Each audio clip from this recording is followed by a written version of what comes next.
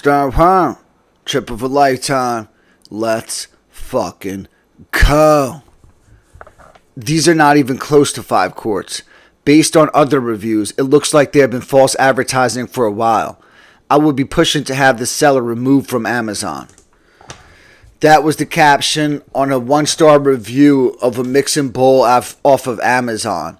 Like a mixing bowl for salads and pastas.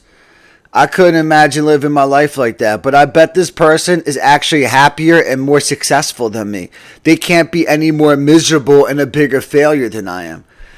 Shopping for a mixing bowl on Amazon. I found the cheapest one with relatively good reviews, but if it has thousands of reviews, you'll undoubtedly still find miserable 1-star comments. It's a numbers game.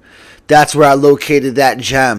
I'm not debating that they're right about the size. It's the anger towards a company for mislabeling the Amazon product description on a $9 mixing bowl that's so sad and pathetic. It's sad and pathetic just to get that mad about a $9 mixing bowl in the first place, but it's even more sad and pathetic to leave the review. And it's scary that they plan on contacting Amazon customer service to report the company. And they're proud of it. They're letting people know like they haven't heard the last of me yet. It's a $9 mixing bowl off of Amazon that has a free return policy. It's not exactly where you're supposed to be drawing your line in the sand and taking a stand, but that behavior is the side effect of a sick society. I've mentioned how depression and over-the-top diehard sports fans are just side effects of a sick society. So are people who go around leaving negative reviews all over the internet. They feed off of doing it. They walk around in a boredom trance and this picks them up. Like when they get angry, it fuels them. And they're not trolling. They actually are mad as fuck that the product's description was inaccurate. Hundreds of years ago, people had to worry about like actual survival. Now they're worried about product descriptions on the website. I think I said it. They probably are right that the website had an inaccurate description. A bunch of reviews said it actually only is 4 quarts, but I didn't need 5 quarts, so I bought it anyway. It's still the biggest mixing bowl available for the cheapest price. That's all I needed. Still waiting for it to arrive, but I did have a big delivery that arrived a few days ago. I got cheese grater, oyster shucker, which is extra handy because I just found out that Whole Foods does Oyster Fridays where all oysters are $1 each. And then I got these 2 ice cream spades. Like I go to Amy's Ice Cream. I just stopped going to Amy's Ice Cream because now I got these, and they crush in the toppings into the ice cream. They do that shit like at Cold Stone. And I always see them like using these things. I wasn't sure what they were. And then I found out they're ice cream spades. And I was like, oh yeah, I bet you I could get those shits off Amazon. So now I could fucking make my own ice cream. Like, not make my own ice cream, but I could crush the toppings into my own ice cream now. I've done it a couple times. It's easy. It works well. Then I was on Instagram the other day. And I saw a sponsored ad in my newsfeed. So I clicked on it. It was for some type of like mushroom supplement. So I just like went to the comments because that's literally what I do when I see sponsored ads in my newsfeed. I just click on it and I go into the comments. And the first comment I saw was, "I can't wait to try it." Without knowing where the comment went, I knew it was going to be meant like passive aggressively. I knew it wasn't going to be someone like, "It looks like an awesome product. I can't wait to try it." Like I always say, stand-up comedy is a flawed art form. And it's because it's just not the best way to digest humor. For me, reading people's hating-ass comments is such a better source of humor than stand-up comedy is. People's bitterness is a lot funnier than someone standing on stage trying to be funny. So it said, "I can't wait to try it." Unfortunately, I bought it through your website on August 14th because I urgently wanted it to arrive quicker than ordering it off of Amazon. Since you guys use FedEx, they don't know how to deliver packages to private houses, and I still haven't received my package on August 22nd. You guys did a great job processing the order and getting it shipped quickly. Unfortunately, FedEx is like the quick rabbit, fast but not smart and practical with too much protocols. I live in a private house and nobody's going to steal the package if left alone. Unfortunately, I am without my health products that I urgently need. I wish you had a place while ordering to leave instructions with proper delivery. The comment, it just highlights how entitled we are as a society and as a culture. Our logistics is such a privilege to our way of life. If you backtrack 100 years ago, if you backtrack only 50 years ago, and if you even backtrack 20 years ago, it seems like 20 years ago, ordering packages was totally different. Like now, I mean, you order something and it's just there instantly. You know what I mean? Like it's almost nothing to get stuff overnight. You know what I mean? As long as the product is ready to be shipped out, as long as it doesn't have to be like prepared, the product, as long as it's something that's just ready to be shipped out, like you could get that shit virtually overnight these days, which apparently it didn't happen for this person. But I mean, it just highlights how entitled he is that he expects to get it so quickly. You know what I mean? Like that's not something that they always enjoyed. Like I said, like even 20 years ago, it felt like ordering packages was much different.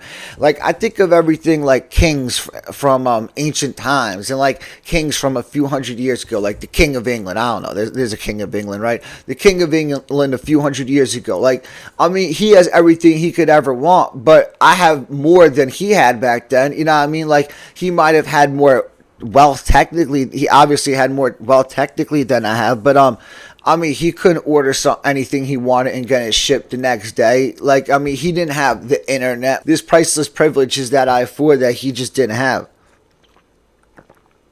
Did he even have espresso machines? You know what I mean? Like, when did espresso machines become a thing? And it's just because we're just so privileged, you know what I mean? Like, I don't want to say entitlement, but like when you get mad at the logistics process, that is entitlement. Like same with this kid, but we're just so privileged, and it really is a blessing that we take for granted. And when you take the privilege for granted, that's what I would say entitlement is. But like this is a delivery problem. It was a FedEx problem. Why is the person complaining on this company's advertisement on social media? You know what I mean? Like, I mean, if you're trying to get the package delivered, reach out to FedEx. You know what I mean? Like, if you're going to complain on anybody's social media page, complain on FedEx's social media page opposed to the company of the product. But I mean, even complaining on FedEx's social media page, what's that going to do? You know what I mean? Like, complaining on people's social media page isn't going to accomplish anything unless you're trying to get like a free product. You might get them to reach back to you privately and give you a free product, but it's not going to get your shipment shipped to you quicker. And this person said in the comment that they wrote, quote unquote, "Unfortunately, I am without my healthcare products that I urgently need." These were like mushroom supplements, like fucking straight up like luxury supplements. You know what I mean? Like nothing that anybody needs for survival. Yo, I'm so sure that they're health products that this person urgently needs. I'm not sure if I'm actually buying that shit. And like if they are health products that you urgently need, it must not be your first time taking this product if you urgently need it. You know what I mean? Like maybe it's your first time getting it from this company, but if this is a product that you can't go without, then you must have been taking it for an extended period of time now. And if this is a product that I urgently need and I was going to go out on a limb and try to get it through this other company, I would make sure I had plenty left from my last batch before I order the next one. Because like, let's say it takes a while to arrive, or let's say I don't like this product like from this company, I still have my products that I urgently need and I won't go a day without it. You know what I mean?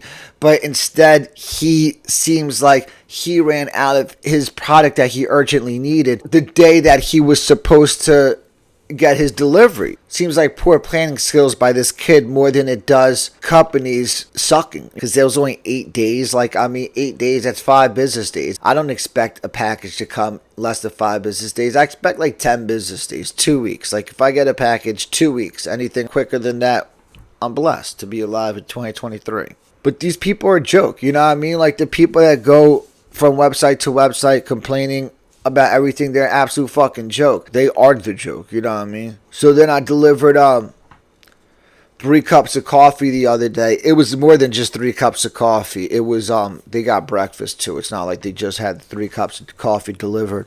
But it was a 20-minute drive to their house. And that coffee probably sat in that restaurant for like 10 minutes. Like usually I'd imagine it was prepared well before the food was ready, that coffee, you know what I mean? And who knows how long it was all ready before I arrived. And it could have been a older pot of coffee as is. So like the punchline is like that coffee like went an extended period of time just sitting there getting cold. And like I delivered it to a nice cozy looking house. I couldn't imagine owning a house like that and not having a coffee maker and just making my own coffee. Like that's part of the fun of having like a nice cozy house, having a fresh pot of coffee on a Sunday morning brewing, the aroma circulating throughout the house. Like I said, I couldn't imagine owning a house and not having a coffee maker like that. Like I couldn't imagine owning a house like that and not having a coffee maker like that. But now I couldn't imagine just having a roof over my head and not owning a coffee maker. You know what I mean? Like I recently bought a coffee maker and now for the first time ever, I'm just brewing my own coffee. Like that's what this is. This is just coffee that I brewed mixed with milk. And going forward, I actually just ordered an espresso machine. I'm waiting for that to arrive.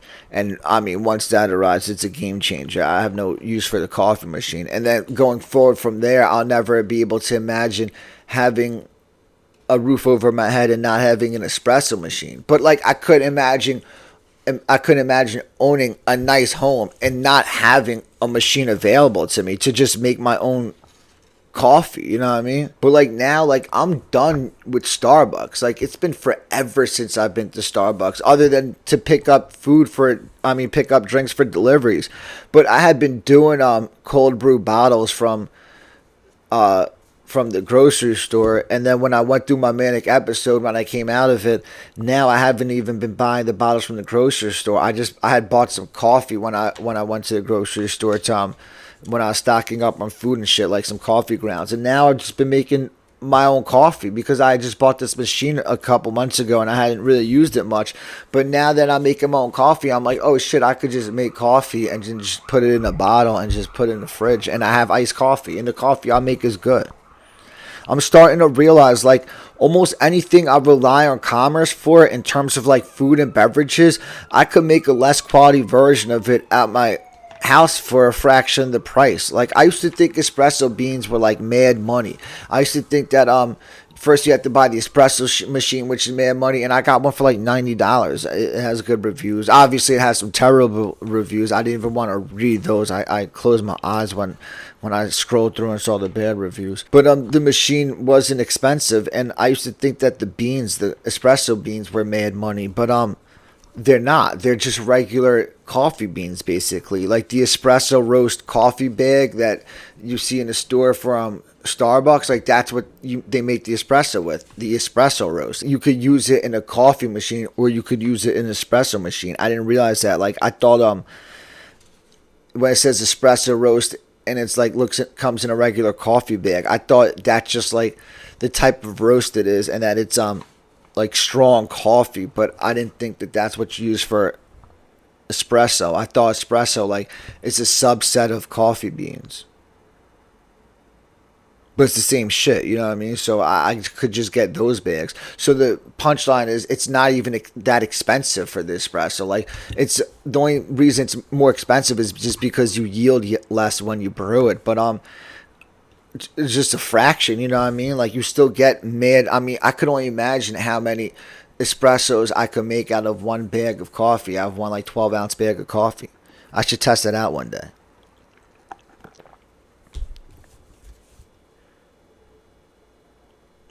And I've always kind of like had the mantra, like, and this is for people who are like struggling, you know what I mean? Like not for the people who got it going for them, but like the mantra is like, you're never going to get ahead anyway. You know what I mean? You might as well enjoy the time while you're here.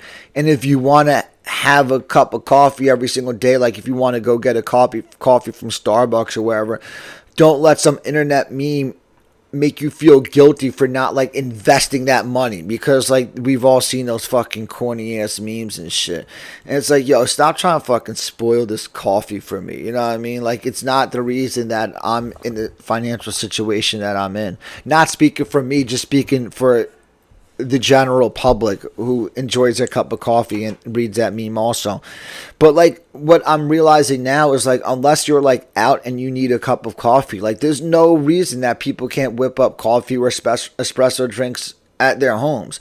Like I'm 99% retarded, so I'm just figuring this shit out now, but I don't understand why other people haven't been realized like, yo, I'm not fucking wasting money at Starbucks. I could fucking make that shit in my own apartment. I could make it exactly how I like it in my own apartment, and it'll come out exactly how good it does in a coffee shop. Like I'm making food right now at home and shit, and that doesn't come out as good as food comes out in restaurants, but I could fucking make espresso drinks that come out as good as they do in Starbucks. I haven't been to Starbucks in forever, yo. Like I said, other than getting deliveries, but I haven't I haven't paid for a coffee in mad long. It's crazy how people lean on coffee shops so much, and like how successful coffee shops are. Like there's coffee shops everywhere. Like obviously there's mad espressos everywhere. I mean mad Starbucks everywhere. There's mad Starbucks in Austin specifically. There's a trillion Starbucks here, and like.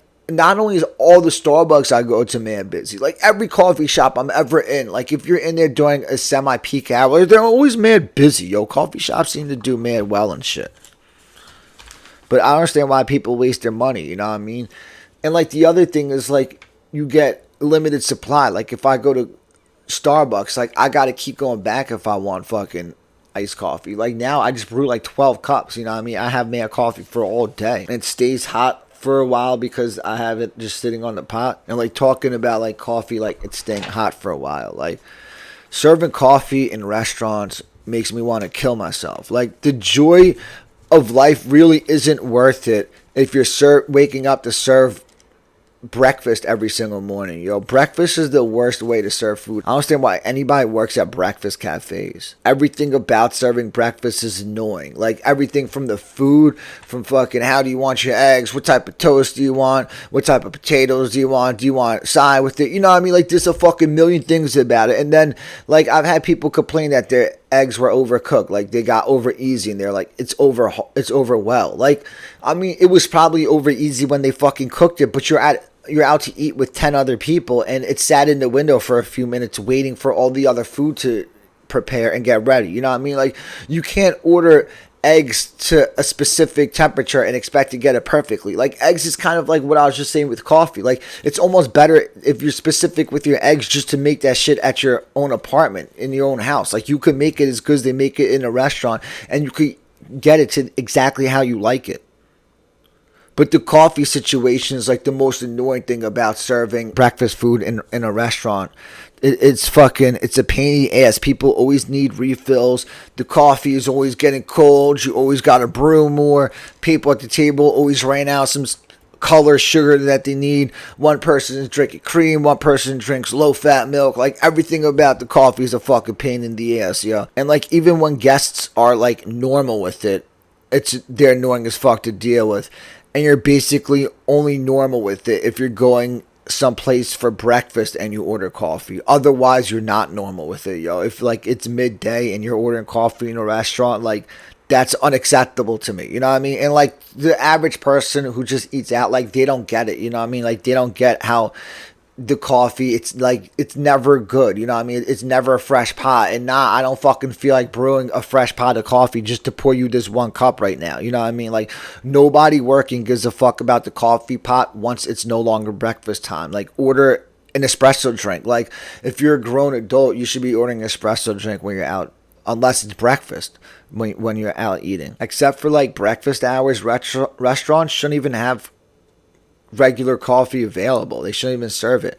They only do it because it doesn't cost them anything to have it available. You know what I mean? Like they'll make more money off of that one cup of coffee that I'm about to serve that guest than the fucking bag of coffee cost them. But now that I know it's basically the same beans for regular coffee and for espresso drinks, like nobody could be on that shit, oh, I don't drink espresso if they drink coffee, because like an Americano really is the same exact thing as a regular cup of coffee, except it's just prepared differently. And some old people are fucking disgusting. Like, I mean, all old people are disgusting, but some old people are like extra disgusting. And in Naples, Florida, like I cross paths with a lot of them. They order coffee before their meal. I think that's the most disgusting shit ever. Like, I drink coffee all day, and then I legitimately gargle water before I eat my first meal of the day to get that fucking coffee flavor out of my mouth.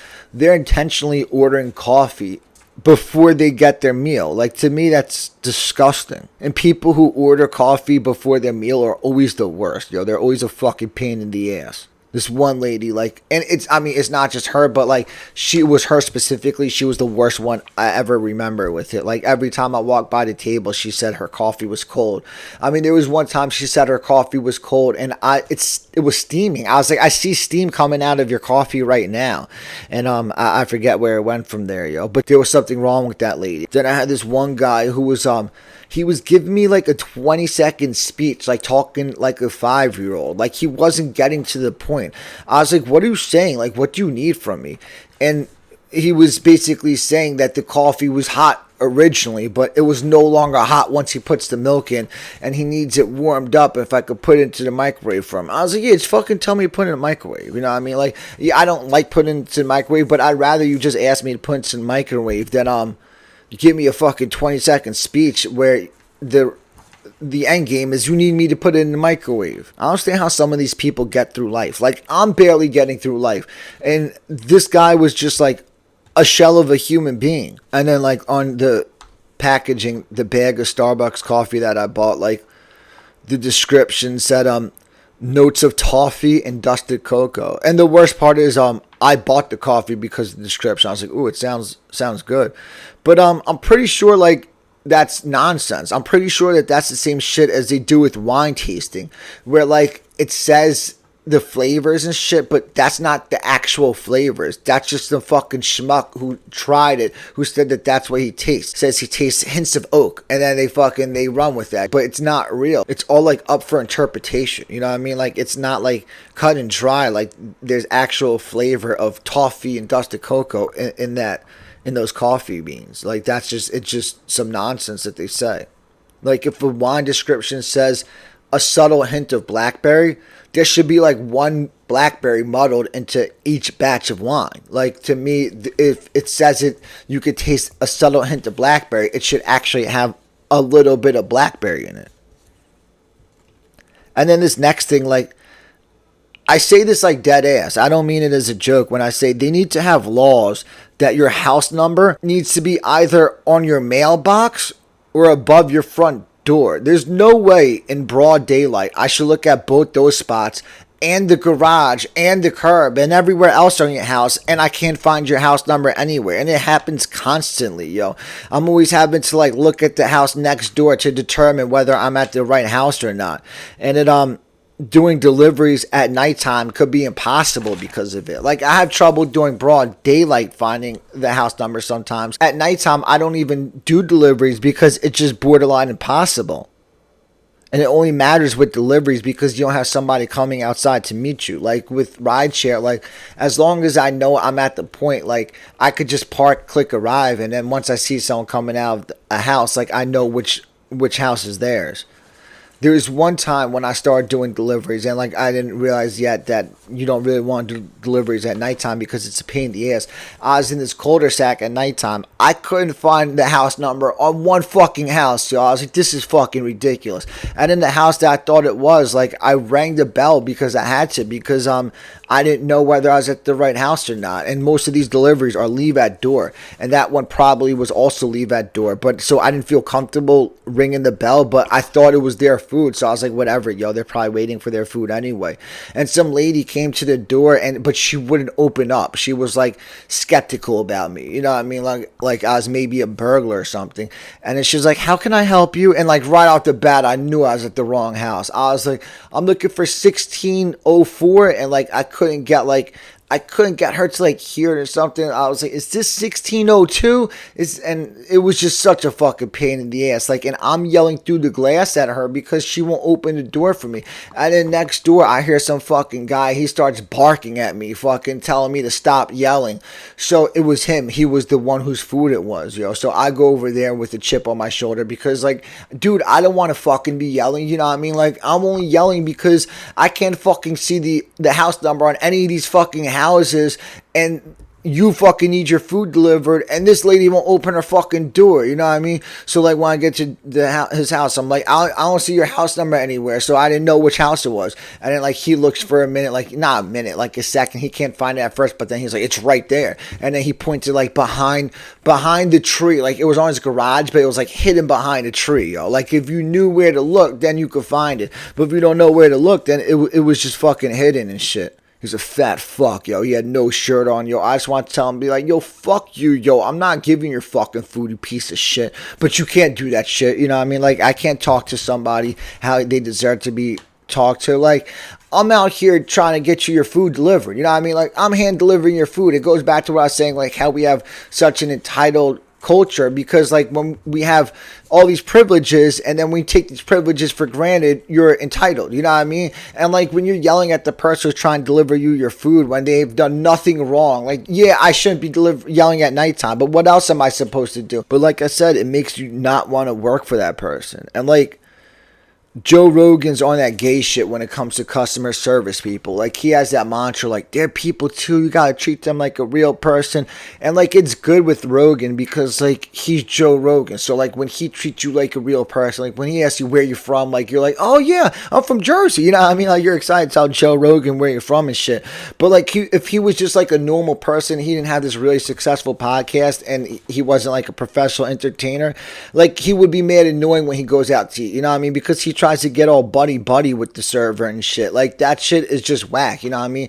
And like the point is, like, don't try to humanize me. It's almost like degrading when people try to humanize you when you're in the role and shit. Like, I'm a peasant playing a role. Just treat me as that. Treat me as a peasant playing a role, but treat me respectfully. You know what I mean? Like, I don't want you to be mad disrespectful to me when I'm in the role, but I don't want you to act like we're best friends. Like, that's almost like degrading to a point. I just want some balance, you know what I mean? Like, I don't want you to act like we're best friends, but I don't want you to be rude to me. Just be polite to me, you know what I mean? I'm here working for you. It's not like I go home from work crying. Like, these people don't even treat me like a person. They act like I'm just there to work for them. Like, that's what Rogan be saying. He's like, you don't treat them like they're just there to work for you. Nah, treat me like I'm fucking just there to work for you. You know what I mean? Like, I'm literally just there to work for you. That's the only reason I'm in your universe. But the point is, if I'm working for you, be respectful to me. If you see me trying for you, don't hit me with some bullshit ass attitude.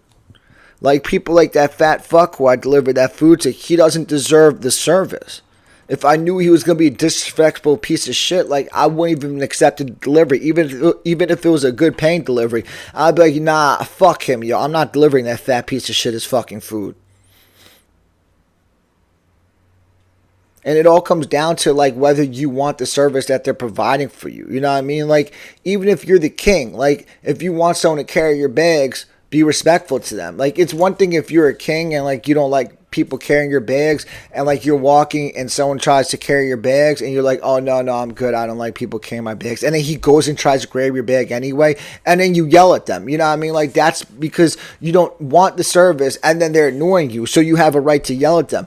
But if you're a king and you want the peasants to carry your bags, when you get there, don't be rude to them when you pass off your bags. You know what I mean? Be respectful to them. It just comes back to, I don't think you should be disrespectful to the people who you need working for you, who are making your life easier and providing you luxuries that you're entitled to have, that you're privileged to have. But to bring it back, I had a delivery the other day, like, to bring it back to deliveries and can't find the address. I had a delivery the other day where I couldn't find the address, and I needed to, like, look at the houses next to it. Like, I was pretty sure I was in the right driveway, and I looked at the address number next to it, and I was like, oh shit, that's actually that house. So nothing came of it, but it reminded me of a time when I was once parked in the driveway for a rideshare pickup, and I was in the right driveway, like I was in the correct driveway, and some girl comes out to the car. She was like, "Excuse me, what are you doing in my driveway?" I was like, did you order Uber?" She was like, "Yeah." I was like, "I'm the Uber driver." And her friend started like cracking up. She was like, "Oh, you bugging, girl." Like, I don't think that shit's funny. You know what I mean? Like, I just want to say to her, "Yo, bitch, shut the fuck up. Don't fucking talk to me like that." And I also want to fucking leave. You know what I mean? Like, mainly I want to curse her off, but I can't curse her off. You know what I mean? Like, I'm working and shit. Plus, I'm about to drive her. Like, I'm not about to curse her off. But I was trapped because, I'm in the driveway. She's made close to me. Like, I can't cancel the ride at that point. And even if I want to, because I did want to cancel the ride, I didn't want to fucking drive this disrespectful piece of shit girl anywhere. I'm controlled by money, you know what I mean? Like, I'm there already. Like, I had to give her the ride basically and shit. But it just comes back to, like, yeah, with the delivery, I was just talking about, like, I was accidentally parked, and that's why I thought of this, because yeah, I was accidentally parked in the wrong driveway because you can't fucking find the house numbers anywhere, you know what I mean?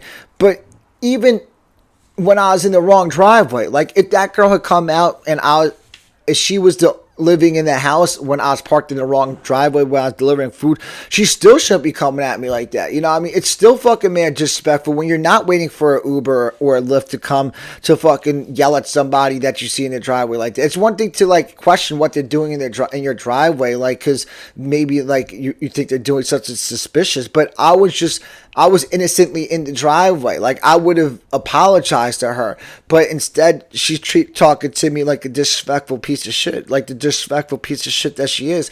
Because if you talk to people like that for no reason, you are a disrespectful piece of shit. People thought I was a disrespectful piece of shit when I was growing up, but that's because I talk back to people, you know what I mean? Like, if you talk to me like I'm a piece of shit, I'm going to talk to you like you're a piece of shit. And then if I'm a kid and you're an adult, then you're going to think that I'm a just disrespectful piece of shit. But I'm looking at them like they're just a disrespectful piece of shit.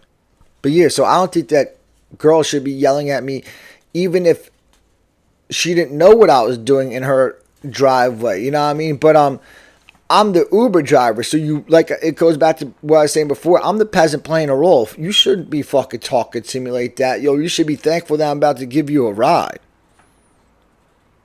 Some people are just mad comfortable being rude as fuck. Then I had to deliver a pickup the other day. This went smooth.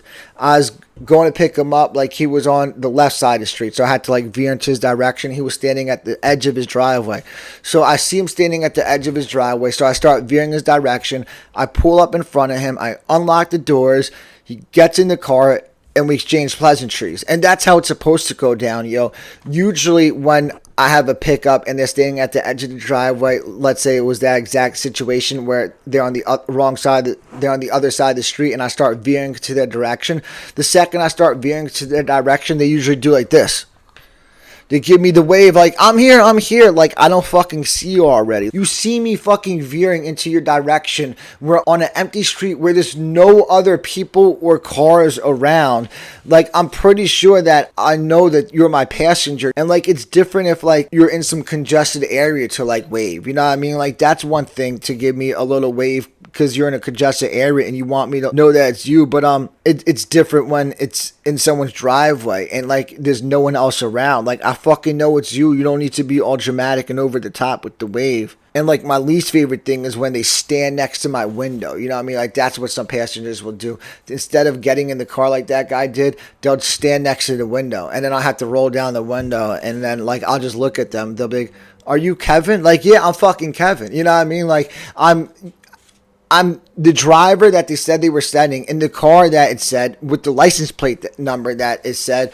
And I arrived right when you got the memo that the driver arrived. You know what I mean? Like, you know it's me. You don't need to question it's me. You could just get in the fucking car. I'm here to pick you up. This one kid double checked the license plate when I was in his driveway the other day. I thought that was a little over the top. Like, I'm literally in your driveway. You came out of the house when you got the memo that the driver arrived. Like I said, I'm in the car that it says, and then you still go to the back of the car and check the license plate. And even though the front of the car had a license plate, but he went to the back of the car. I watched him go to the back car, check the license plate, and then he got in the car. Like, to me, that's a special human being. But he's probably more successful in life than me. But, like, my awareness spotting passengers is like uncanny. You know what I mean? Like, people will be shocked. Like, if some of these people that I have waving me down, like, if they knew how aware I was that they're the passenger, they'd be like, oh wow, you really have a good feel for this whole thing. Because it's so easy. Because like, as long as they are where the GPS is, like, if they're not where the GPS is, then yeah, I need to be waved down sometimes, probably, because I'm looking for wherever on my phone, like, there's like a little yellow person. Like, it's not a person, it's like a little I don't know, like an emoji thing, but it's a little thing on my screen wherever their GPS is, and that's where I'm looking. It's a little thing on my screen wherever they are, and that's where I'm looking when I'm picking up a passenger. And if that's where they are, then I'll see them and shit. I know what to look for between, like, whether it's their name and their picture, and then combine that with like I said, they're at where the GPS is, so it's where I'm looking, and then I could usually tell in that spot who's the person who's waiting for a cab to pick them up. It's usually fairly obvious, but that's in a congested area. Like, I mean, if you're at the edge of your driveway, you really don't need to wave me over. And it's just fucking annoying, yo. Like, I just think people are mad annoying, yo. Mad people aren't like, oh, I don't like people. Like, no, I really don't like people. And when I'm fucking veering in your direction to pick you up, I think it's mad annoying when you fucking flag me over. Like, I don't fucking see you already. Like, the other day, I picked up some kid from Chipotle, and, like, he's sitting on the last stool closest to the door. So I do the thing that I arrived, and he had, like, an ethnic name, and I could, like, a Middle Eastern name, and I could see it was, like, a Middle Eastern kid sitting there. So I park in front of Chipotle, I click arrive, I see him pull out his phone, see that I arrived, I watch him exit Chipotle, and he's, like, 10 feet away from me, like, when he leaves the Chipotle door. He looks around, he sees me, and he starts raising his hand like he knew the answer. Like, we were in school and he was like a student and I was the teacher. He knew the answer and he wanted me to call on him. He just starts raising his hand and shit. Like, it's like, dude, just fucking walk to the car. Like, I'm parked. Like, I can't even get any closer to you. Otherwise, I would just be pulling onto the sidewalk. You know what I mean? Like, I'm in the closest location that I could get to pick you up. Like, what do you want me to do when you start waving your hand? Like, I'm not going to just dart away. You know what I mean? Like, I'm just going to sit there and wait for you to come to me. You know what I mean? So just fucking walk to the car and just get in the fucking car. Then I had, like, 2 days later, a guy, I pull up, I click arrive, and like right away, like I see him like coming out of the place that he was in, and he's holding the door and he holds up his hand like this, like 1 minute. And then when he did that, like I was blocking a car in, so I was trying to get out anyway. So then when he said like 1 minute, I pulled into a parking spot because I couldn't block the car and I was trying to get out. So I'm sitting there for like a minute, and then all of a sudden, like someone comes out from behind my car and gets in the car. And then he was like, dude, what happened to you? You know what I mean? Like, because he was all confused because apparently when he exited the store and he was like 1 minute, he wasn't actually like 1 minute. He was kind of like, here I am. So he starts walking to the car after he did that. And I thought that he walked back into the place. So like, and then when I pulled it to the spot and then he keeps walking around, we were kind of in each other's, we're kind of like blocked by another car. So we didn't see what the other person did. So I didn't know that he was like standing in the parking lot looking for me. And he thought I left. He thought I disappeared on him. But I just pulled it to the spot because like when I see that, I think it means 1 minute and I got to start getting out of people's way. Like, I hate being in everybody's way. Like, I'm always, like, in somebody's way. You know what I mean? Like, I try, even if I'm not in somebody's way, like, if I'm there for 2 seconds, there's, like, 5 cars around me that need to get by. Then I had a message from the lady the other day during a pickup. It said, meet us in the motocross. I didn't know what the fuck a motocross was. I still don't know what the fuck it is. But, when I was sitting at the traffic light to pick them up, like their apartment building is right here and the traffic light I'm at is right here. There's like a crevice right over here. And where the crevice was, that's where the GPS was for this lady. So I was pretty sure that that's the motocross. And then like right as I was thinking that, 2 ladies emerged. I was like, oh, that's definitely them because she said meet us in the motocross. So I mean, it's 2 ladies. 2 older ladies. The name was like Deborah. So they looked apart. They're standing where the GPS is. So I'm pretty sure that these are my passengers. So then like the light, it was just red for Maya Long. So the one lady, she's like standing like at the edge of the street. I'm like, oh my god, yo, I know she's gonna flag me over. So then light turns green. I go over the cross street. Second, I'm over the cross street. She starts waving her hand like this, like. You think I don't see you? You know what I mean? Like, I've been at this traffic light. Like, you know I've been at this traffic light for 2 minutes. Where do you think my awareness has been while I'm at the traffic light? You think I'm about to just fucking go past the building? I know where the fuck you are. Like, just fucking stand there. You know what I mean? Like, you all look so fucking stupid when you wave to me like that. And these ladies were the only ones standing there. You know what I mean? It's not like I could mistake them from someone else.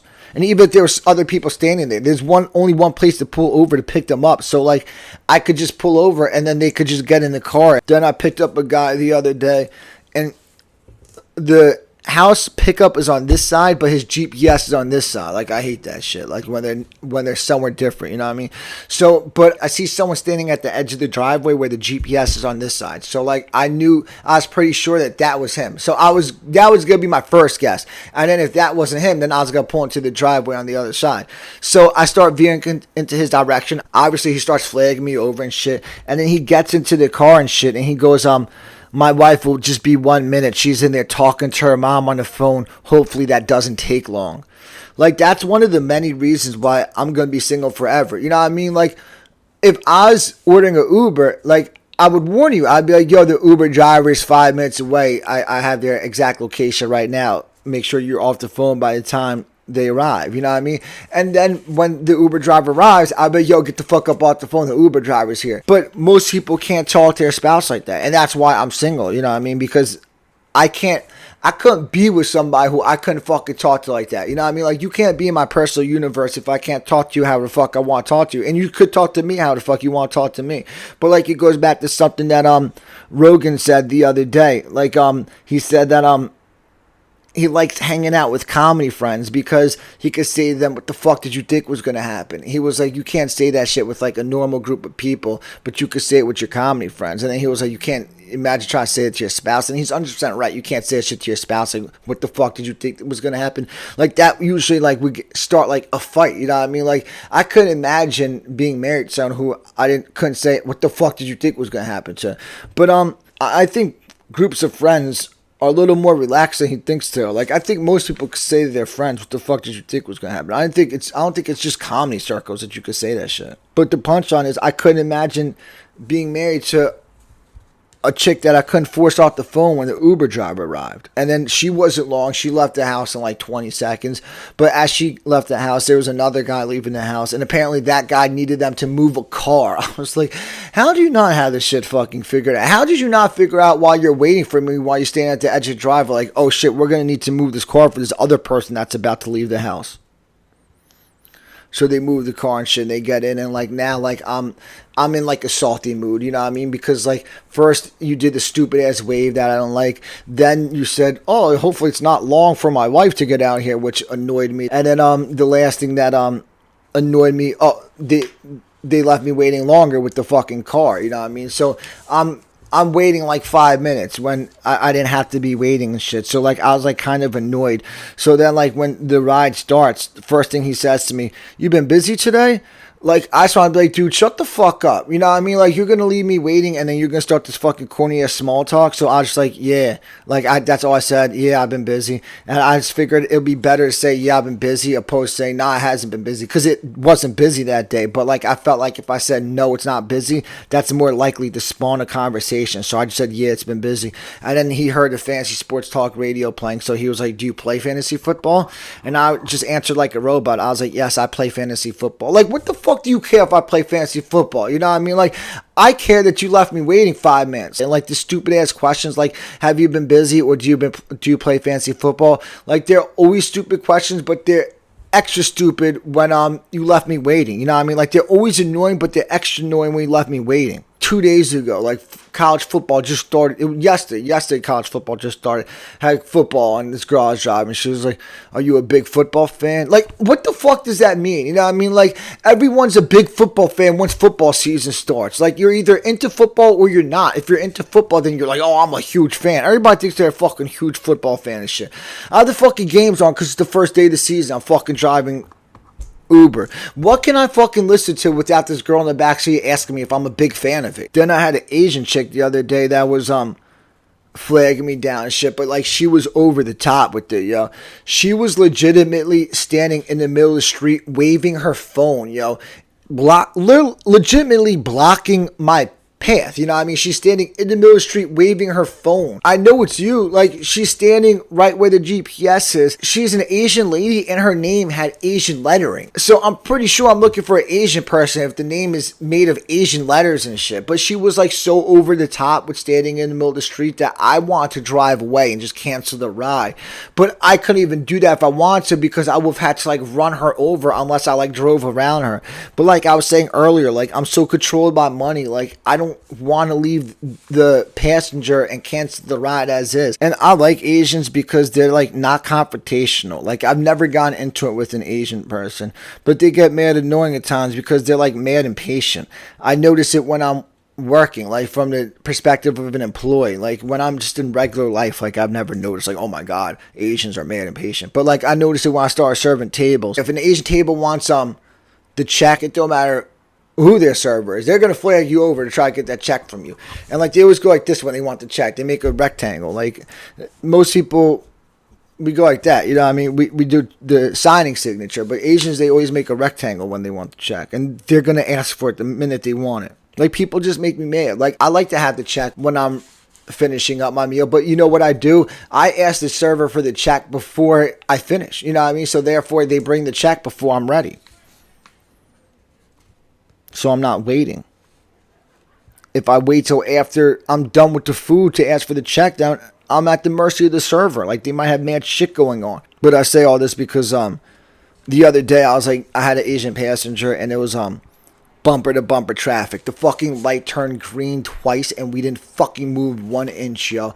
I was thinking about killing myself. So we're just trapped sitting there and fucking I'm thinking of how this is the worst moment of my life. And then the girl in the back seat, it was like an Asian girl, she holds up her phone at me and she starts saying the building number of where we're going.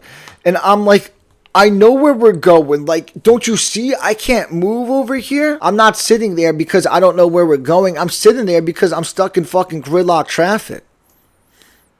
And then when we pulled up to the building, like I had the blinker on, I start veering into direction. Like it was, I was saying that it's tough to find building numbers on a lot of places. Like I was saying house numbers, but also building numbers for like commercial. Like everything is just so tough to find the number on the building. But this number, it was like right on the building and shit. So like I start fucking veering into direction, pulling over and shit. And as I'm like right next to the curb, she starts pointing. She's like, there it is, there it is. I'm like, I know it's there, yo. We're fucking here, yo. We're fucking parking right now. So when she started fucking pointing, yo, I was like fucking just about to lose my mind. So I just parked and unlocked the door. I didn't even say bye to her or anything. So she sits there for like an extended period for like 2 or 3 seconds. Like it was like the longest 2 or 3 seconds of my life. And then she was like, can I get out? Like, yeah, get the fuck out of my car. And then my next ride, the guy points out when I got into the car how hot it was. So I was like, yeah, it's a scorcher. That's what I say. I either say, yeah, it's a scorcher, or I say, yeah, this heat is no joke when they say how hot, when they talk about how hot it is. And then he asked me where I'm from. Like, that's everybody's favorite question. Where are you from, buddy? Why anybody gives a fuck about where the Uber driver's from, I'm not sure exactly. And then he started talking to me about how, like, the rent was only $300 when he was in college. Like, spare me with the whole, when I was younger, gas was a nickel thing. You know what I mean? Like, I can't fucking listen to that shit sometimes. But then it all got, like, kind of weird. Like, that's fine to ask me some stupid questions and make some fucking gay-ass comments. But it got weird after that. Like, when he asked me where I'm from, I asked him, I was like, are you from here? Like, I don't even usually say that. But for this one time, I actually did ask him. And then he said he actually was from there. He was from Austin. So it was a short ride. The ride had only been like 5 minutes, and we're like 2 minutes from the drop-off. And the drop-off was like downtown Nueces Street. And we're downtown on Nueces, and we just got to go like 4 more blocks south. And he asked me, are we almost there? Like, the first thing is like, are you fucking 7? You know what I mean? Like, are we almost there? Like, that's like a 7-year-old question to ask, are we almost there? But like, besides that, he had been in the car for virtually no time at all. It's not like the ride was taking for longer than expected. But how could he not figure out that we were like mad close if he'd been living in Austin his whole life? Like, how does he not know exactly where the fuck we were? We were passing Little Woodrow's on 6th Street. It's a staple of downtown. Like, we're going to 2nd and Nueces. We're on 6th and Nueces. Like, how could he not fucking know that where we were? Like, it was really strange. And then when I dropped him off, I was like, it's right here. And I said it because he had never been there before, and I didn't see it. So I was like, it's right here, just to let him know, like, that's a drop-off point. So my energy was kind of like, well, here we are. Even though I didn't technically see it, we were in, like, some cul-de-sac of restaurants, and it was most likely one of those places. You know what I mean? Just because I didn't see it didn't mean that it wasn't there. Like, I assumed it was one of those places. I just wasn't sure which one. So then after I said, it's right here, he goes, are you sure?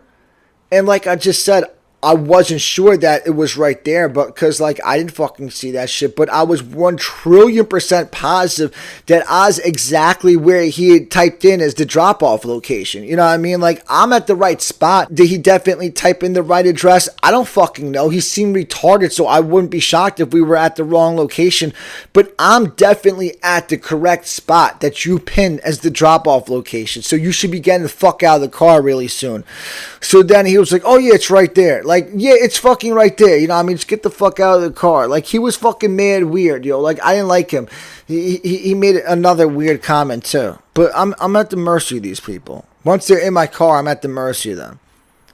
And then, like, recently, probably, like, right after that. I don't know if it was right after that or right before that, but it connects to that. I picked up some lady from the airport. Like, I don't like doing airport rides because, you sit in traffic when you're at the terminal, and then you want something leaving the airport, but sometimes you gotta wait around, try to get a ride. And even if there is a ride leaving the airport, sometimes you gotta wait for them. It's fucking pain in the ass. And Lyft, like, if you do an airport ride and they don't have, like, a ride initially for you leaving the airport, they say, like, oh yeah, you could go down to the bottom of the parking garage and just sit there for 10 minutes, and we'll put you in the front of the line, so the next ride that comes we'll give to you. So I was sitting there for fucking 10 minutes. I always do that shit, and then I want leave, and I'm like, man, committed, because I'm like, oh, I've already been here for 8 minutes. So fucking the 10 minutes almost expired the other day. Like, right when the 10 minutes was expiring, I got a ride. I was like, oh, good shit. And then I picked her up, and then I swiped to start the ride, and I see, I'm like, oh fuck, it's in Del Val, which is the opposite direction. Like, if you have a ride in Del Val, you never get something going back to Austin. So now, not only do I have to go back from the airport to the Austin area, the downtown area, but I gotta get back from the Del Val, wherever the fuck I'm dropping this lady off, to the airport, and then drive back to the Austin area. So it's a fucking pain in the ass that this was a Del Val ride. But so when we got to the location, I didn't see it. So I was like, it's Henry's Barbecue, right? She's like, yeah, I don't see it right here. So I could kind of sense that we might not be at the right place. Like, I picked her up from the airport. She didn't know where the fuck we were going. But, like, this goes back to, like, what I was just saying with their last guy. Like, I know I'm at the right location where you pinned as the drop-off. Like, unless I'm familiar with the place, I have no way of knowing whether we're at the right or inaccurate location. Like, it's my job to get you to where you typed in. It's not my job to get you to the right place. You know what I mean? Like, if we went to the wrong place, like, that's on you for typing in the wrong place, not on me for bringing you to the wrong place. You know what I mean? Like, how the fuck am I supposed to know this is the wrong place? But so I typed it into my phone, the place that it was, the barbecue place, and it said we were 9.7 miles away. So I was like, is this it? And she was like, yeah, that's it. I don't understand how she got the location where we were at, but it wasn't on me, it was on her. But she was nice about it. She felt like mad bad about it. She was like apologizing profusely for it and shit, that she brought me to the wrong place. I'm happy that it was this lady that was in the car and not that other schmuck that was in the car when we were at the wrong location, because that other idiot would have fucking blamed me for bringing him to the wrong place. At least this lady, she took the blame, like, oh yeah, it's on me, you know what I mean? So I typed it in, and I was like, I could bring you to the right place. And she was like profusely apologizing throughout the ride, and I'm like, don't worry about it. Like, I'm pretty sure I'm still gonna get paid for this whole ride. Like, they pay you for the miles and the time that you drive. Like, so if I drove for this one place and I'm going to another place, I'm getting paid like double. And the other place, what's crazy about was it was 7/10 of a mile away from the airport. So I'm basically just going right back where we came from, which is mad convenient for me because like I said, I was in the wrong direction anyway. I want to go back this way. So now I got a ride bring me back that way. And it would have been such a pain. It would have been such a disaster if she typed in the right place from the jump, because it was 7/10 of a mile away from the airport. I would just fucking pulled out of the airport, and that's right where the place would have been. And I would have dropped her off. It would have been a $3 ride. And I would have been so mad that I waited 10 minutes for the fucking $3 ride. And I still got to drive back to the downtown area. But luckily now, like, at least I got like a 27. It ended up being $27. So I got $27 out of the ride. So I'm like, oh, it worked out. And she was like really sweet, the lady. She kept apologizing to me and shit. But then what was crazy was on my ride back, I got a tip. I got a $40 tip. That lady tipped me $40 on her app. So she paid $67 for a ride that wasn't even a mile. Then I had a ride the other day, and the passenger asked before he got in the car, is it okay if I bring my spare tire in the trunk? Like, not really, you know what I mean? Do I really want your fucking grimy ass tire, your dirty ass tire in my trunk right now, right where passengers put their luggage? Not really, but like I said earlier, I'm at the mercy of these people. Like, I was there. What am I going to do? Tell him, no, you can't bring the tire and cancel the ride? I couldn't even say no if I wanted to. But, I mean, I don't want to say no because I'm there anyway. You know what I mean? Like, at that point, it's too late. So I'd rather just drive you. But if the terms of the ride were written when I accepted the trip, I wouldn't have accepted it in the first place. It was like a $4 ride. I'm so sure I'm going to accept a $4 ride if in the notes it said passenger intends on bringing a spare tire with him.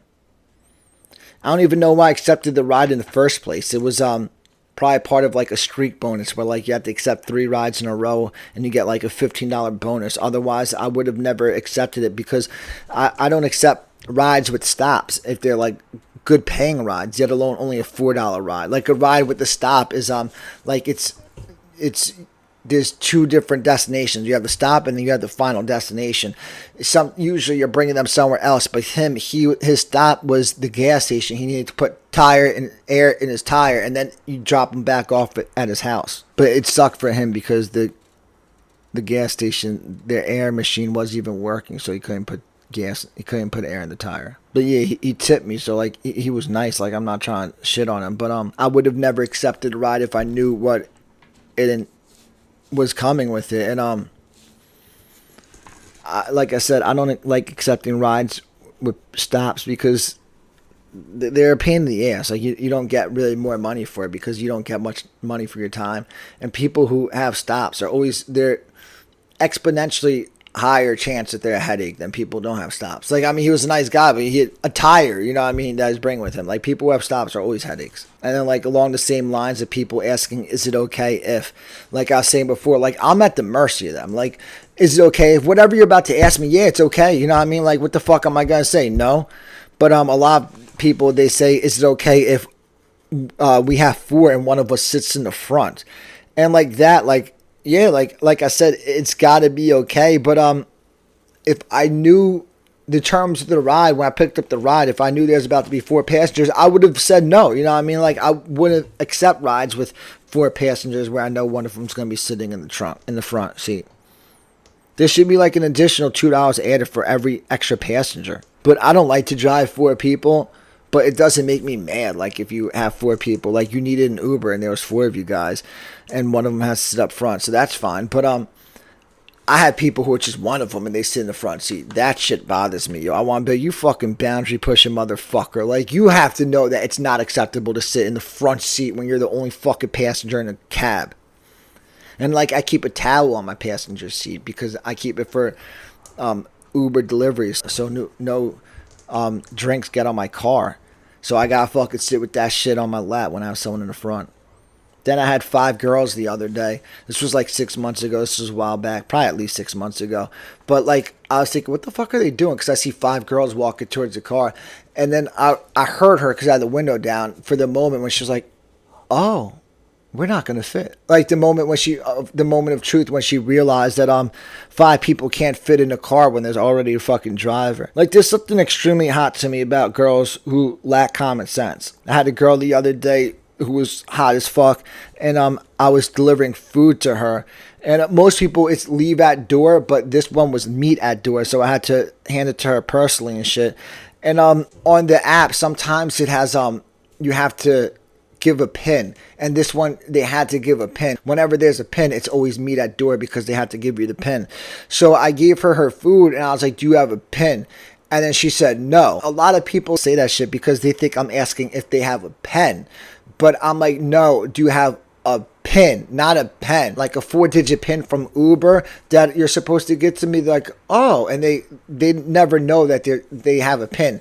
That makes sense to me that they don't know they have a pin, and then they thought I came and asked them for a pen and shit. But this girl that I was talking about that I dropped food off, I asked her if she has the pin, and she said no. And I was like, oh no, like a 4-digit pin from Uber. She's like, oh, 6972. Like, that to me, like, was a sign of being extra retarded. You know what I mean? Like, she knew there was a pin. You know what I mean? Like, she memorized the pin, but she thought I asked her for a pen when I asked her for the pin. Like, I could see making that mistake if you don't know a pin exists. But when you know the pin exists, how do you still think I'm asking for a pen? Then I had a ride the other day that was 0.6 of a mile. Like, I recognize it's a heat wave, but at what point do you just walk? Like, if it's less than a mile, like, I'm not even thinking about getting a taxi. Like, that's like a 15-minute walk. Then I had a chick the other day. She was like, can you turn on the radio? And I was like, it's on. What station do you want to listen to? She said 102.3. I turned on 102.3. And then 2 minutes later, she said, can you turn on music? I was like, I turned on the station that you told me to put on. And then she goes, it's all commercials, though. It took me every bit of resistance not to be like, are you fucking kidding me right now? There's no chance in how that girl doesn't have drama consistently in her life. Then I had a lady the other day. She was like, when she got in the car, this lady I liked. She was like, I'm sorry, I'm in a meeting, so I'm really sorry if I don't talk. Like, what do these people think? That we drive around looking for companionship? If I had a choice, every passenger would just get in the car and be on the phone. And then, because when they're on the phone, I just turn the radio off and I just sit there in silence and I let them be on their phone call. And it's so much better like that. We're basically in our own universes. It's like I'm not even like in the car with them when they're on their phone like that. I had a ride the other day. This was, I think, my longest ride ever. It was to the Houston airport. It was 3 hours and 15 minutes. And that's nerve-wracking. Like, when you have a ride that's 3 hours and 15 minutes, like, you could be making a big mistake when you accept one of those rides, yo. Because if you have someone that talks, like, it's borderline impossible for someone not to talk for 3 hours and 15 minutes. You know what I mean? So if you have someone that feels like they have to start a conversation with you, you're going to be talking for 3 hours. You know what I mean? And then it's like the most exhausting ride of my life. But luckily, the kid got in the car, didn't say anything the whole ride. He didn't tip me, which I don't understand how you get a 3-hour ride and you don't tip the driver or anything. But that's okay. Just the fact that he didn't talk, it made the ride so much better, yo. And, like, I hate tipping culture. Like, I love how there's no tipping culture in Europe. Like, tips should be, like, a super bonus. You know what I mean? Like, if I order a ride, I should be paying for that ride. The driver should be getting fairly compensated. I shouldn't have to leave a tip, you know what I mean? But we live in a tipping culture. And when you live in the tipping culture, like, how do you not fucking tip for a 3-hour ride? I couldn't imagine doing that. And then, like, it almost wasn't worth it. Like, it paid for 3 hours. It was 3 hours there and then 3 hours back. And then the pickup was, like, really close to my house. And it paid $135. Yeah, $135. So, like, if I just came back with no rides, it would have been like 20 an hour, like 21 an hour. And I only got like 2 $5 rides on my way back. Like, there's basically nothing. And then, like, when I was in Bastrop, like, still 50 minutes away, all of a sudden I got like a $40 ride that brought me like past my apartment a little north to Round Rock, which is like the town over, or city over, whatever. I was like, oh, what a blessing. And then it was like right where I dropped her off was like right up Mopac 1, which is like right up where my apartment is off. So I was only 15 minutes when I dropped her off, 15 minutes away from my apartment. I was like, oh, what a blessing. It made that whole Houston trip worth it. Then I picked up a passenger the other day from the airport, and I was like, hey, how you doing today? He was like, I'm doing good. This is my first time in Austin. I was like, oh, welcome to Austin. Like, if you arrive in a city with like energy, like, I'm excited to be in this new city right now, I'm the last person you want to greet you as like the local cabbie welcoming you to the city. You know what I mean? Like, I just want you to fucking get in the car. Like, I don't fucking care that's your first time in this fucking city. Then one thing I don't like is when passengers correct me on their name, because whatever their name is, I say their name when they get in the car just to like verify that it's them and shit, just to make sure like the right person's getting in the car and shit. It's more important when you're at busy areas, you know what I mean? But like the airport, I've had wrong people get in my car at the airport. But it doesn't usually matter when you pick them up anywhere, but I always do. Like it's kind of like it's a way for me comfortably, like I like it as like the first thing to say to someone, like when they get in the car, you're like, Aubrey? And then this one chick, like, and that's not actually the name that I'm talking about. I don't know what the name was in the story, but like I was like, Aubrey, and like usually they correct the pronunciation, like they just say their name correctly, but the person, like, they had like an attitude. She was like, it's pronounced Aubrey. Like, bitch, shut the fuck up, yo. Your fucking name doesn't matter right now. All that matters is whether I picked up the right person or not. Like, I had a girl the other day, right when she was correcting me on the name, she's like, yeah, it's me. You know what I mean? I was like, oh, I like this lady right now already. Like, because she knew what was going on. Like, she was like, this driver doesn't fucking care how you actually pronounce my name. He just wants to verify that's the right person. And that bridges to some Tony Hinchcliffe talk, because Tony Hinchcliffe, he hates when people do that shit. Like, it doesn't happen as much anymore. Back in the day in Los Angeles, it felt like that shit always happened. He would mispronounce someone's name, and then they would correct him on the name. He'd be like, shut the fuck up. But it's funny because, like, I thought it was funny with that also, because he's like, your name doesn't fucking matter. If your name matters, then we'll find out it matters. But it matters even less when I'm picking them up. You know what I mean? Like, it kind of matters because you're doing stand-up comedy on stage, but it still doesn't matter. But it really doesn't matter when I'm picking them up. But when they correct you on the pronunciation of the name, it's just fucking annoying. And then the other day on Kill Tony, some kid was wearing a cowboy hat, and Tony said to me, he was like, let me guess, you just moved here recently? And he was like, yeah, a month ago. So Tony Hinchcliffe said to me, he was like, we've all been there talking about wearing the cowboy hat right when you moved there and shit. And that was something I would wonder back in the day when Kill Tony initially moved to Austin. Tony Hinchcliffe would wear a cowboy outfit every single Monday for like a couple months straight. I didn't understand what the fuck he was doing, yo.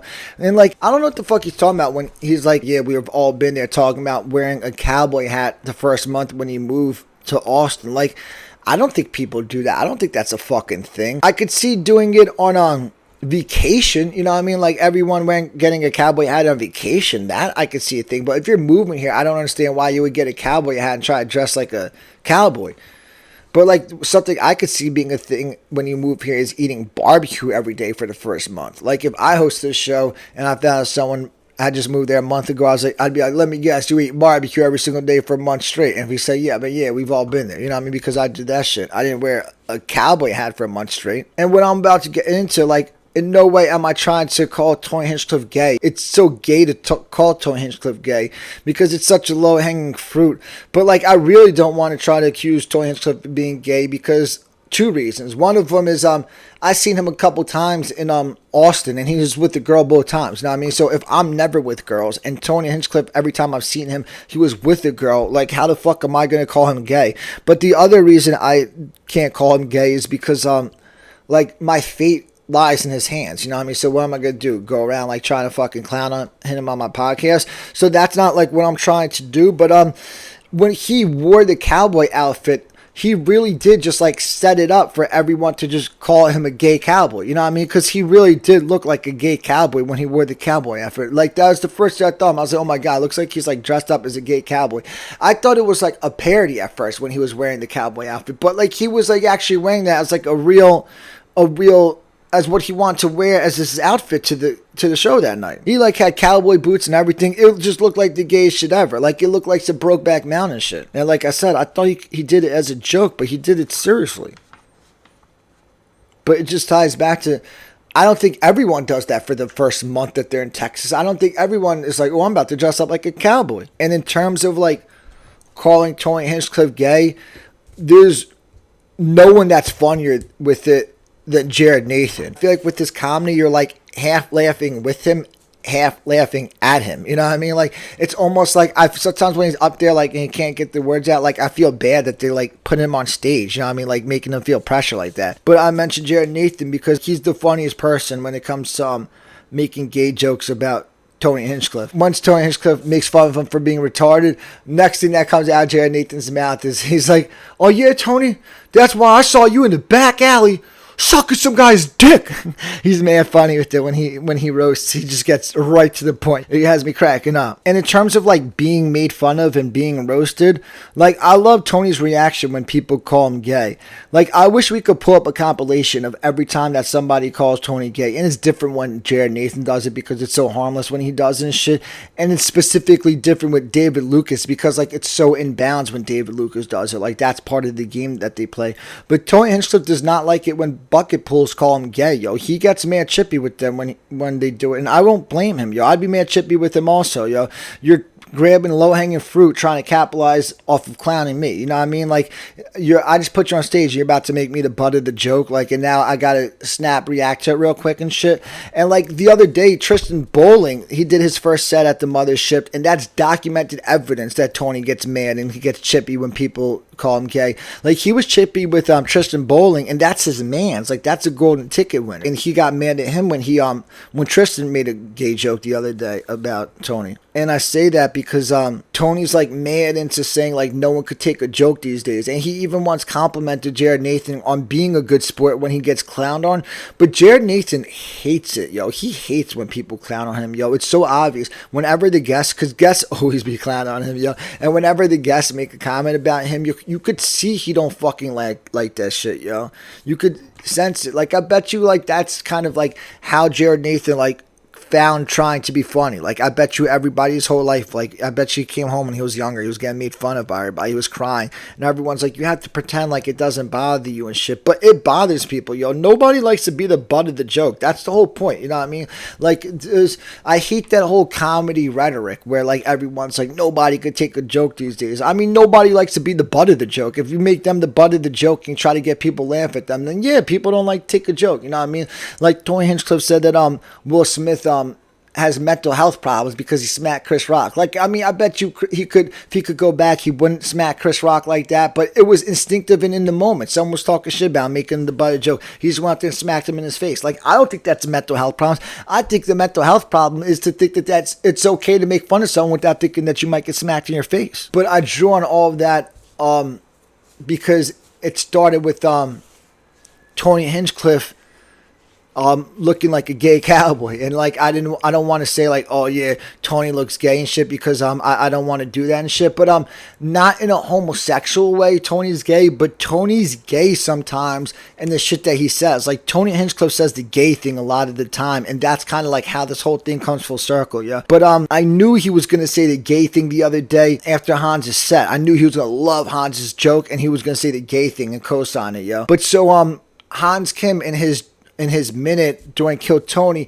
he made a joke about Austin drivers not using their blinkers, and I knew it was going to trigger Tony with that all the drivers down here are terrible rhetoric, and he instantly took the bait. And it's funny because right when I was thinking all drivers down here aren't stupid like you think they're not as terrible as you think they're, and he was right as I was thinking that, he was thinking, and if you don't think that the drivers down here are terrible, then I'm sorry to break it to you. And like he's basically saying like, if you can't spot the mark, then you are the mark. But I know that that's not correct, because I know what people classify as being terrible driving because of what people in my car are always complaining about other people in front of me, like the other drivers, like what they flip out about in my car, the moves that the other people make on the road, to me isn't terrible driving. And if that's what people, it's usually being cut off. Every time I get cut off, that's a stupid, terrible driver, then yeah, all the drivers here are terrible. You know what I mean? But I don't think that every time someone cuts you off, it makes them stupid and a terrible driver. And I think that people in my backseat just sound stupid every time they call other people stupid. You know what I mean? Like every time they're calling a driver on the road stupid for trying to make a move on the road and shit. But I'm looking at like the same thing that these passengers in my car are looking at. And I just see normal roads, and they see reckless driving all around me. You know what I mean? So it's almost like what you interpret as terrible driving determines whether the drivers are terrible or not. And I don't know whether Tony and Hans were saying that the drivers are stupid or terrible, but it's the same rhetoric, like their analogies basically in this instance. But like, first off, there is a 0% chance that it's noticeable that drivers in Austin rarely use their blinkers, specifically at a rate lower than other locations. And that's what Hans Kim's joke was. He was saying that the drivers here in Austin are terrible and they never use their blinkers. I don't love when people signal without using their blinker, but it doesn't necessarily make someone a bad driver or a stupid driver. But even if it like did make someone a stupid or terrible driver, I don't see it happening at an alarming rate down here. Like, I didn't move to Austin and I was like, wow, the drivers in Austin really don't use their blinkers.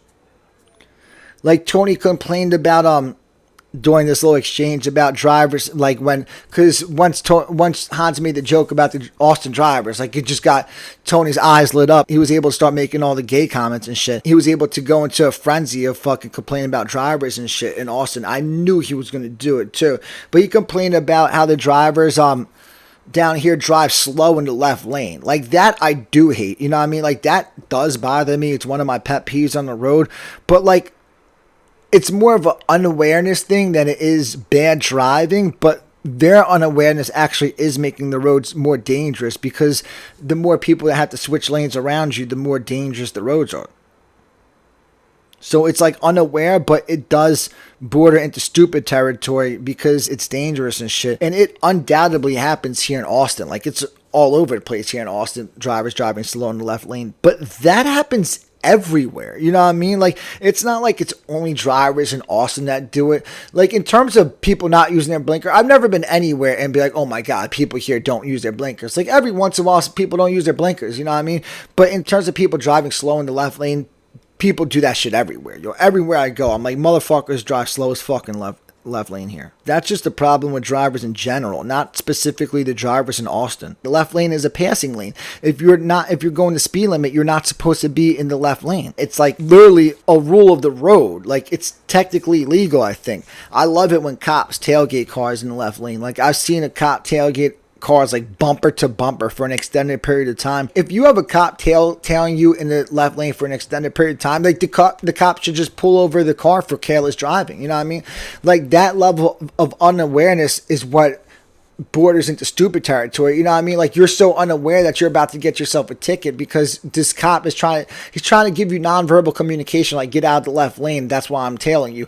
But you're so unaware that you don't even see him behind you tailgating you. Like, that's dangerous unawareness, and you should be ticketed for careless driving for that. You know what I mean? So I agree with Tony that is what constitutes a stupid and terrible driver, people who drive slow in the left lane. And I do agree with him that it happens here in Austin, but I don't think it's specific to Austin. And a microcosm of how people laugh at corny shit in stand-up and how certain low-hanging fruits get you laughter every time is if you complain about the drivers, it's like a cheat code to laughter, yo. If you drop a joke about how the local drivers suck, it's going to smash every time, no matter where you are geographically. Because everybody complains about the drivers where they are because everybody's gay as fuck everywhere and they just complain about how the drivers suck. But I don't think the drivers suck everywhere. Like, I think drivers are fine everywhere. You know what I mean? But I do think that everywhere you are, people drive slow in the left lane. But here's what I undoubtedly have noticed in Austin, specifically about like Austin drivers.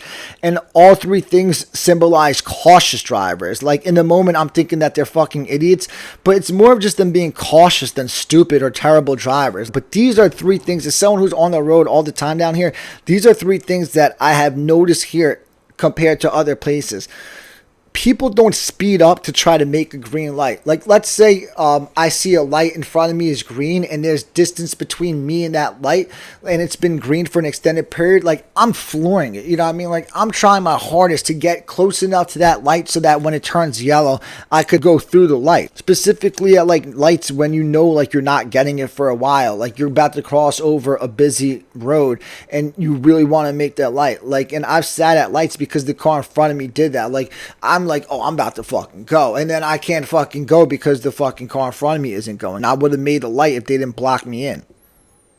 And then the next thing is similar to that. Cars here don't go on yellow. Like, if they see it yellow, their reaction is to stop at the light. My reaction is just like I said with the last thing. Like, if I see a yellow, I'm flooring it. You know what I mean? Like, I'm going through as long as I have enough space. But they see yellow and like, I'll be behind one of them and I'll see a yellow light and I'll expect to go and then they're stopping. I'm like, oh, now I gotta stop.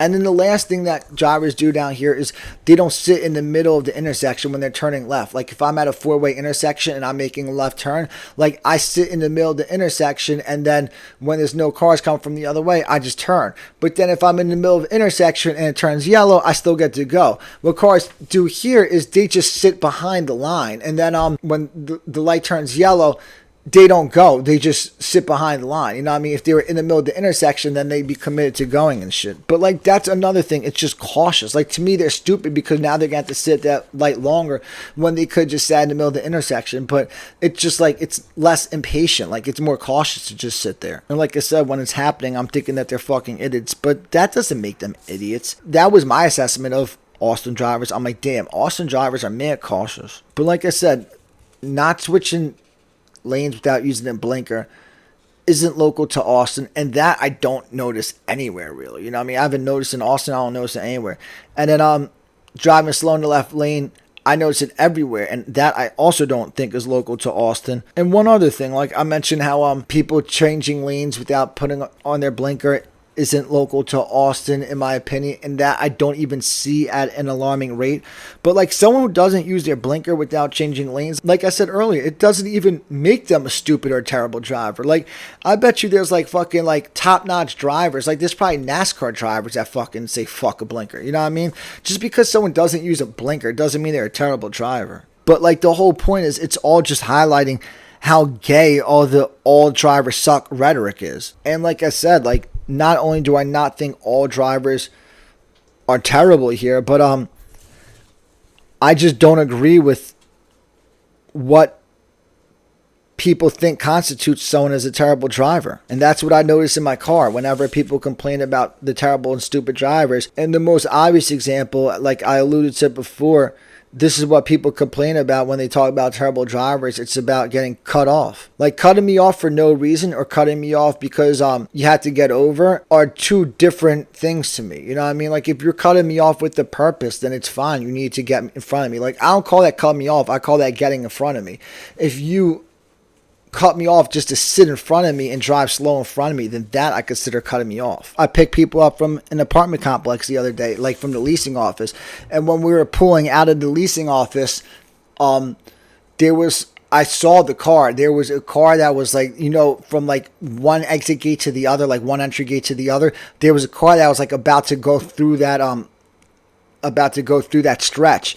And there was like a van blocking their view of me, so I knew there was a chance they weren't going to see me. So like right like when I came out on the other side of the van, like I didn't go, like I yielded because I knew that there was a chance the car was going to go through, and the car just went straight through. The car, it would have plowed into me if I kept going and I wasn't aware that they might hit me. And it was funny because there was a passenger in the car and he was like, he shouldn't do that. And I started cracking up. I was like, you're right. He shouldn't do that. And like, there was like a language barrier. That's why like he said it like so awkwardly, like that he shouldn't do that. But he's right. Like the person, they shouldn't have done it. You know what I mean? But the person, like they probably had a million things going on. It was an accident.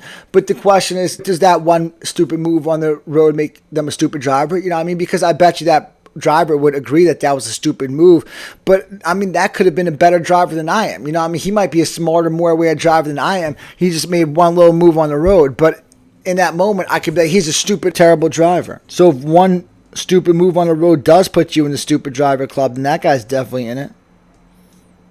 And I could put thousands of people in that club everywhere I've ever driven, not only in Austin. If anything, I wouldn't say the drivers in Austin are stupid.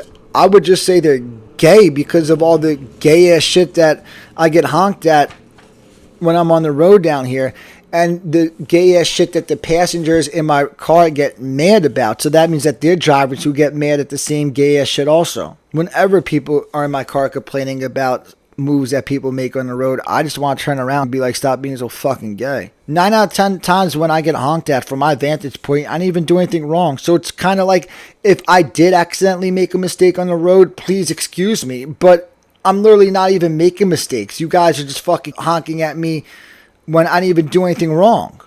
So you really shouldn't be honking at me. But people are just so fucking gay on the road. Like if I was in the car with like the love of my life and she started flipping out about some driver on the road, I'd legit lose respect for her.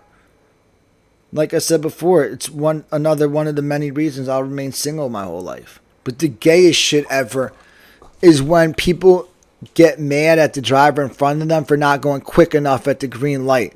Like when you're at a red light, it turns green and they're texting and then you slam the horn and you're like, fucking go already. Instead of just like calmly like giving them a courtesy honk to inform them that the light changed. I've been caught off guard texting at a red light when it turned green and wasn't aware that it turned green and got honked at. So if it's something that I've done before and I know I'll do again, how could I get that mad at someone else for doing it? You know what I mean? Like, how am I going to do that shit and then turn around and fucking slam the horn at someone else for doing it? But that shit makes some people so fucking mad if the car in front of them doesn't go instantly when the light turns green. But to put a cap on it, riding as a passenger with friends is how you really find out who somebody is.